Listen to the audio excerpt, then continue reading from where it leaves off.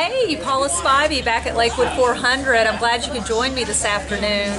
I'm actually brought a little bit of some folk art pieces that I've acquired over the years because I heard there's a folk artist dealer here, and I'd love to be. I'm interested in just curious what these are going for, and just wanted to hear maybe a little story about them if you knew anything about the artist. I know a little bit. Actually, I met the artist, so I wanted to chat with him. But at any rate, thanks for joining me. Let's go check it out and see what he has to say. Happy St. Patrick's Day, everybody. Hope you're having a good start to your weekend. I see it right here. I can see I'm coming on some cool folk art. So this must be it. I hit it. So, I see some pieces already. Mr. Miller's. So you must be Randy Tobias. Randy, nice to Paula meet Spivey. you. Nice Paula, to meet you. Good to have you here. I heard you were here, and I brought some of my own personal pieces from my collection. Oh, so I can't wait. I'd love to hear what you have to say, and maybe you could show some of the and tell some of your stories. And Sure. I've heard also you're an artist yourself. I am. Folk artist yourself. I'm a folk potter. I've done that for now 50 years. Wow. And I'm also a painter for about the last 10 years. From a distance here, you can see some of the larger pieces that I do. I love the crows. Very enjoyable, yeah. Thank you. I appreciate that. A lot of them I try to put either history or a message. For example, the alligator truly was considered to be so big. He was a Greek god in their culture. So they worshipped an alligator man. Interesting. And then I do some whimsy, you know, some thought-provoking. Yeah. Such a true statement on that On the dog painting. Yeah, Very yeah. true statement. Our dogs are our babies. And then even from this close perception, don't let the same snake bite you twice. Yeah, we can all relate to that. Yes, I definitely can.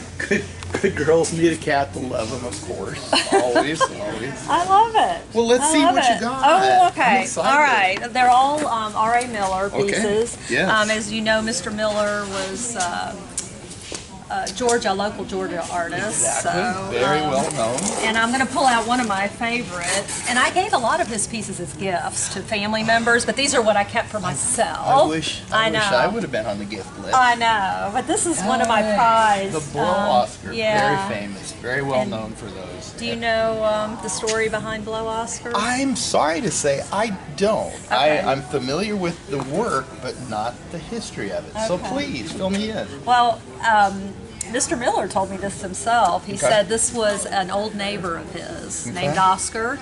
And every time he rode by his house, Mr. Miller said I'd be on the front porch and he'd blow his horn, and they'd just wave. So that's really it. That's it. Just. But you know, that's the story behind Blow Oscar. That's So this is a his great neighbor. Story. But now, see, this is the first I've heard that.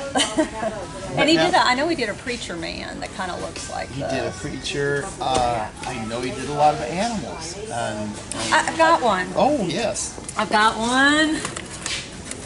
And this is a dual-sided piece. Oh, wonderful! Can I hold it for you? Yes. Oh, absolutely. Yeah. Oh, that's a beauty, and that's neat? classic square top comb, which is what I'm so used to seeing. Oh, that's great! Look at that. Yeah, you know, he did that dual side. The simplicity of this side I like. Yeah. This, in my opinion, a little too busy for me.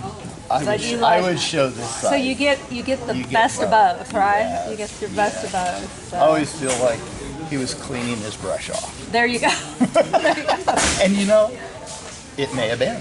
There you go. It could have been a piece sitting off to the side while he was painting something else, and he needed something to. You never know. And I would do things like this. The one animal that I wish because he was from Rabbit Town, right here in Georgia, small. Blink if you miss it, one stoplight town, and he did rabbits.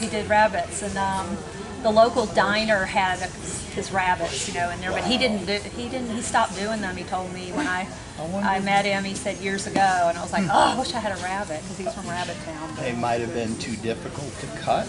Cutting tin is not the easiest thing in the world to do. I can't, yeah. I mean, this looks so simplistic, but I'm like, if I had to get into all of this, I probably... And it's hard on the hands, too. Yeah. Without a sharp pair of cutters, it's difficult, and the cutters wear out really fast. What's the paint that you typically would... Well, now, for me, I'm using house paint, and I don't imagine this was any different, because the cheapest paint we can get is by volume. Right.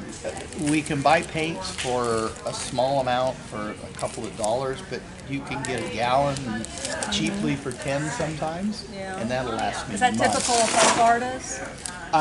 Yeah, if they paint a lot or paint big things, I think they get high volumes of colors. And I used to think I would always buy my paints at a thrift store because, well, you know, artists don't have a lot of money. Starving artists. Starving artists, so my paintings would become the colors that I found, and that's what I would use. I did learn how to blend some colors to make blacks, which was everything. Yeah. But you know, there's two colors that are traditionally hard to mix, and that's a bright red and a black to get it right. So now I just force myself to buy. You're taking me back to my color theory. Right. College days. Okay, one more piece. Okay. Oh yeah. I want to show you, and I put this in a TV Guide did a cover with Mr. Miller's one of his flags. So excuse me. So when I was up, I had him not only sign the TV Guide, but I bought one of his small flags. He had his bigger ones, but I just picked up one of his little ones. This is awesome. Isn't that neat? Yeah. This is the one that will achieve great amounts of money at some time. Really? You think? Because how many do you think he signed? Yeah. Who had the premise to take a TV Guide to him and ask him to sign it? You're proud of me for that, yes, right? Yes, I am. I think you did very well. Let me tell you something I did. Whenever I went only there maybe 2 or 3 times to his home, I always had a Sharpie. Right. They said when you go see Mr. Miller, always take your Sharpie. And so, I don't know, I just had the fortitude to take that with me. I don't know why, but I did. I think back to, like, for example, when the Beatles first made it big, and they got on the cover of Life. And if somebody had the premise to get them all to sign a cover of Life, those are the things that bring the most money. Yeah. Because they're few and far between. Gotcha. More rare. Well, tell me, can you show me some of your pottery? Do you have any of your pottery here? here? I don't have too much. We've been selling quite a bit lately. That's good. This would be an example of a basic face that would go on a face jug. Of course, this is just a drinking vessel. I love that. And I tell people it's for hot or cold and whatever beverage so you want to put in it. So you can actually... Yes. Oh, that's beautiful. Yeah, that. I use a porcelain body clay.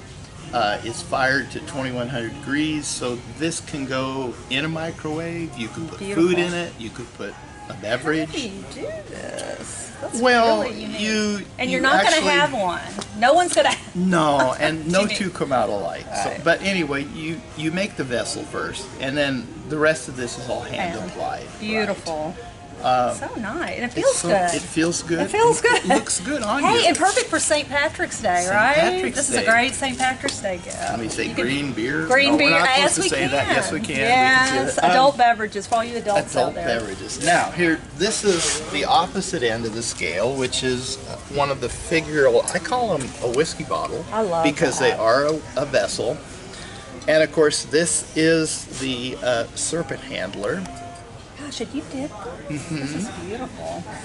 And this is also a piece of my work, which is the serpent handler. Yeah, I see. All fictitious, of course. I don't want to use anybody's name for fear of repercussions. This one I use tiles, freeform. Other times I literally make a ceramic snake and apply it. That's really... Yeah, like this form, except larger. Beautiful. So, to me now, this started out 15 years ago. In Alabama, 1850s to 1860s, there were some things called preacher jugs. And they were small, of course, they weren't this big. So I actually took an old form and turned it into something of my own. So it is based on a historical form, but there never were any snake handling preachers. They were just a preacher bottle. In other words, he had a collar and a hat, and he held a liquid. So that's your take on it. This is my take on it. Nice. I love it. So I've been doing these for quite a while, and I do well with those. And you said you had some R.A. Miller pieces here. Yes, we have some R.A. Miller pieces on board right here. Yeah. Very interesting. Yeah, those are different. I'm not sure what he had in mind as the Snake Rider. I don't know if that was his take on a devil. Yeah. It's possible. Yeah. You know, we don't always know. This, of course, is an ark, and the animals are going aboard. Yeah. You can see his signature. Yes. Down the side. Yes, down the side. Nice. On the fret below, down at the bottom. Yeah, those are classic. They are. Sometimes we don't know what the artist meant. No, art is so subjective, right? Exactly. It's what it is to something you Now, love. If it draws. Here, I was going to show you an interesting thing that happens. These are, of course, reclaimed tin snakes. Now, we know R.A. Miller did some. These are meant to go outside because they have two different paintings, one on each side. Oh, so they're reversible. They're reversible, but the way they hang is on a fishing swivel. So from a tree or a porch, they're going to slowly rotate on their own and not get tangled up. All right, So, can I tell you a story? You should. Okay. I have a rat snake in my yard, and guess what his name is? R.A. Miller? Randy. Oh, Randy, of course. Snake, of course. Yes, it's Now, Randy the rat snake. Randy the rat snake. Now, as an interesting fact, this is one of my angels, similar to what R.A. Miller did, not quite. No, Didn't want to make them the same. It's unique. That's not. But the thing that people like to see is, well, how did you come up with that shape? Well, because when you start out with a piece of tin, what do you have left over? Oh, nice. So the pieces that are left from the snakes have to become something else. There you go. And similar. And we just make little creatures out of the pieces that are left. Love it. And look at their beetles. The beetles. That's cool. Yes, this is a South Carolina lady that does those. She does all rock and roll bands. Yeah. She goes by the name of Ms. Thing. Ms. Thing. Her name is Deb Garner. Great artist. Nice. Great artist. I love art. It's just so interesting and unique, and there's something for everybody, and you've got quite the collection here. I like to say 50% my work and 50% others. Well, because you can't depend on your own work to carry you through, so we got to have some help. It's a collaborative effort. It is. All right. Well, Randy, thank you. Well, thank you. Hi, thank you. So nice to meet you. Yes. And guys, Anytime. Get down here. There are some cool things here in Randy's booth and throughout the building. But this is, folk art, traditional. Come on down. You've got to check it out. Really unique. Thanks again, Please do. Randy. Thank you. Thanks.